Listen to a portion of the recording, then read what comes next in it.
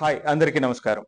ICMR Indian council of medical research report 2025 రీసెంట్గా publish చేయడం జరిగింది. ఇది మనకు సంబంధించినటువంటి ఆరోగ్యానికి సంబంధించినటువంటి అతి ముఖ్యమైనటువంటి విషయాల్ని అందరినీ ఆలోచింపచేసేటువంటి విధంగా వాస్తవాన్ని మన ముందు పెడుతుంది. జనరల్గా మనం ఆరోగ్యమే మహాభాగ్యం అంటాం. కొంతమంది 2 లక్షలు పెట్టి పరుపు కొంటారు, కానీ నిద్రను కొనలేం కదా. ఈ బాడీ దేవుడిచ్చినటువంటిది సెల్ఫ్ హీలింగ్ బాడీ. చిన్న చిన్న విషయాల్లో దాన్ని డిస్టర్బ్ చేయకుండా ఉంటే దానంతట అదే పని చేస్తుంది, అదే కరెక్ట్ చేసుకుంటుంది. కానీ మనం ఎంత దారుణంగా ఆ బాడీని, ఆ ఫంక్షనింగ్ని డిస్టర్బ్ చేస్తున్నాం అనేటువంటిది రిపోర్ట్ చెబుతుంది. ఈ రిపోర్టు డైట్కి సంబంధించినటువంటి ప్రొఫైల్. 18,000 మంది ఇండియా వ్యాప్తంగా రీసెర్చ్ చేసి ఇచ్చినటువంటి రిపోర్ట్. ఇది చెప్తున్నటువంటి మొట్టమొదటి పాయింట్, 56% ఆఫ్ ఇండియన్స్కి వచ్చినటువంటి డిసీజ్ దేని వల్ల వస్తుంది అంటే అన్హెల్దీ డైట్ వల్ల వస్తుంది, అనారోగ్యకరమైనటువంటి ఆహారపు అలవాట్ల వల్ల వస్తుంది అని చెబుతుంది. దీనివల్ల డయాబెటీస్ పెరుగుతుంది, ఒబిసిటీ పెరుగుతుంది. టైప్ 2 డయాబెటీస్, ఒబిసిటీ దేశవ్యాప్తంగా చాలా వేగంగా పెరుగుతుంది అని చెప్తుంది. నా భారతదేశం 80 సంవత్సరాల క్రితం ఆకలి సావులతో ఉన్నటువంటి భారతదేశం ఈ రోజున అధిక తిండి తినటం వల్ల చనిపోతున్నటువంటి వాళ్ళు ఉన్నారు. మరి దీన్ని ఏమనుకోవాలి? రెండో point, 27% of adults only physically active. అంటే నలుగురిలో ఒక్కరు మాత్రమే ఫిజికల్ యాక్టివిటీతో యాక్టివ్గా ఉన్నారు.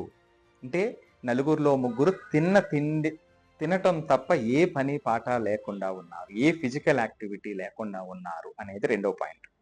మూడవది అతి పెద్ద భూతం, పిల్లల ఆరోగ్యాన్ని కూడా కబలిస్తున్నటువంటిది.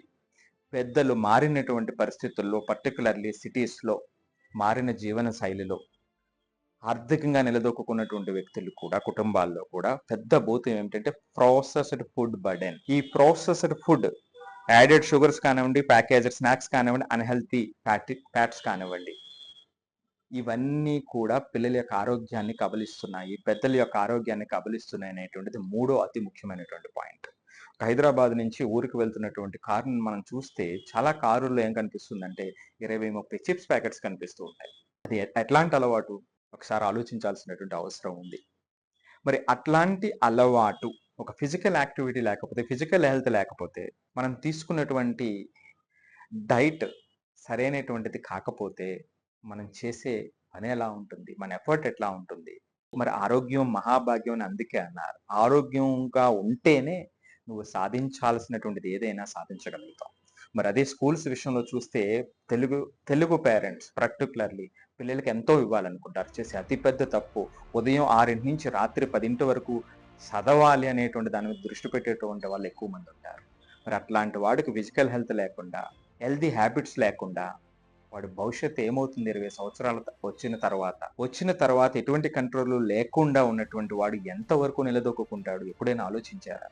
సో కాబట్టి మనం ఎప్పుడు అనుకునేటువంటిది మొట్టమొదటిగా అలవాట్లు అనేటువంటివి ఇంపార్టెంట్. సో ఆరోగ్యకరమైనటువంటి అలవాట్లు లేకపోతే ఏమవుతుంది అనేటువంటి దానికి ఒక రిపోర్ట్ ఇది మనందరికీ తెలియచేస్తున్నటువంటిది.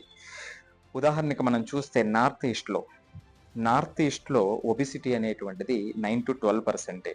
అదే మనకు వచ్చేటప్పటికి, తెలుగు స్టేట్స్కి వచ్చేటప్పటికి 25-27%. అక్కడ కూడా కార్బోహైడ్రేట్స్ ఎక్కువ తీసుకుంటారు, కానీ అక్కడ ఫిజికల్ యాక్టివిటీ ఎక్కువ ఉంటుంది హిల్ స్టేషన్లో. సో ఇది స్పష్టమైనటువంటి ఉదాహరణ. ఆ హిల్ స్టేషన్లో ఉండేటువంటి వాళ్ళు ఏమవుతుందంటే ఆ హెల్త్ అనేటువంటిది కూడా అంత కాన్షియస్గా ఉండటానికి అవకాశం ఉంటుంది. ఇంటేక్ తీసుకున్నప్పటికీ కూడా ఆ హెల్త్ అనేటువంటిది చాలా స్పష్టంగా కనిపిస్తుంది, నెంబర్స్ కనిపిస్తున్నాయి. ఇప్పుడు అదే డయాబెటీస్ చూస్తే ఏపీ, తెలంగాణలో మధ్య వయస్కుల్లో 14-18%, నేషనల్ యావరేజ్ 13% మాత్రమే.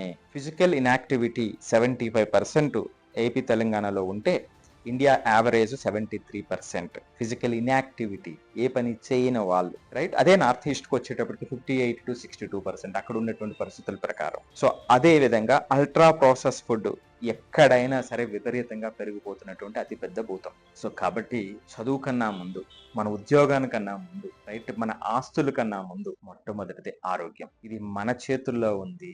దేవుడిచ్చినటువంటి బాడీ సెల్ఫ్ హీలింగ్ బాడీ. దాని పని దాన్ని చేసుకొనిద్దాం, దానికి కావలసినటువంటిది ఇద్దాం. అప్పుడప్పుడు మీకు నచ్చినట్టుగా తినటానికి ప్రయత్నించండి. అంతేకాని డిస్టర్బ్డ్ ఫుడ్ హ్యాబిట్స్ కానివ్వండి, హెల్తీ హ్యాబిట్స్ కానివ్వండి, రైట్? ఖచ్చితంగా జీవితాన్ని ఏ పక్కకి తీసుకెళ్తాయనేటువంటిది ఎవరికీ చెప్పలేం.